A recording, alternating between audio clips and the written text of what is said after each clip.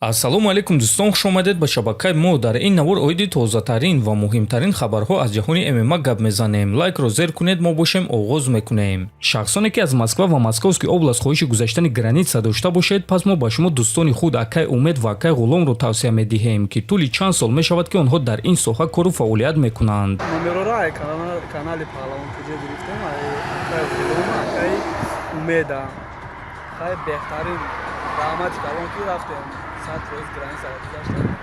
худи ҳозир ба номерҳои даруекран буда ё ин ки ба ватсапи номерҳои даруекран буда занг занед ва бо ин дӯстони мо граница гузашта ҳуҷҷатҳои худро хуб кунед. расман муҳорибаи рейтингӣ дар вазни сабук, чорум рақами рейтинг Чарлз Оливейра зидди даҳум рақами рейтинг Рафаэл Физиев рӯзи 12 октябр дар турнири UFC Fight Night дар Бразилия. Ва биёед суханҳои Оливейраро оиди ин анонс гӯш мекунем.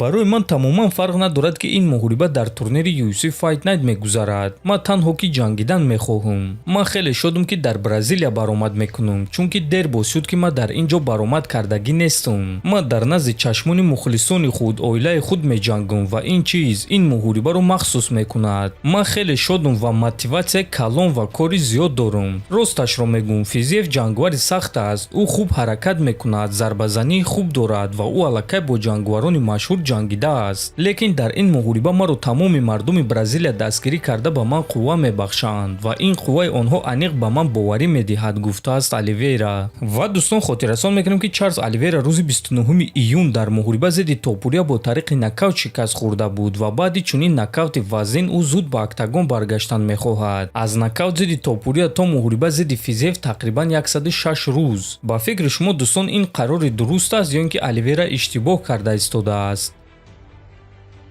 то бови ҷангори вазни сабук UFC Дэн Хукер оиди вазъияти вазни сабук ва оиди муҳорибаи унвонӣ фикрҳои худро баён кард.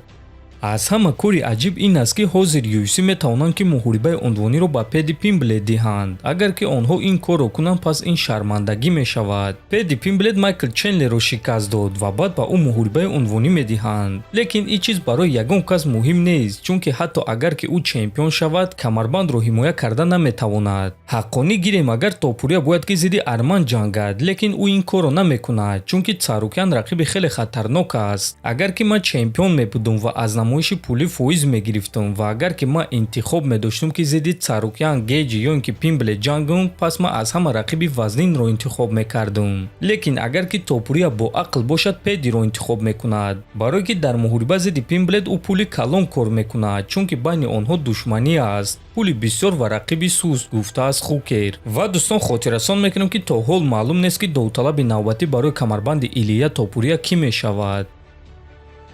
чемпиони вазни миёнаи UFC Дрикус Дуплеси эълон карда гуфт ки дар муҳориба зидди Ҳамзат Чимаев ҳамаро ҳайрон мекунад. ман вақте ки якум маротиба дидам ки чӣ гуна Ҳамзат Чимаев меҷангад, фаҳмидам ки ӯ ҷангвари махсус аст. ман ягон вақт ба ӯ баҳои кам додагӣ нестам.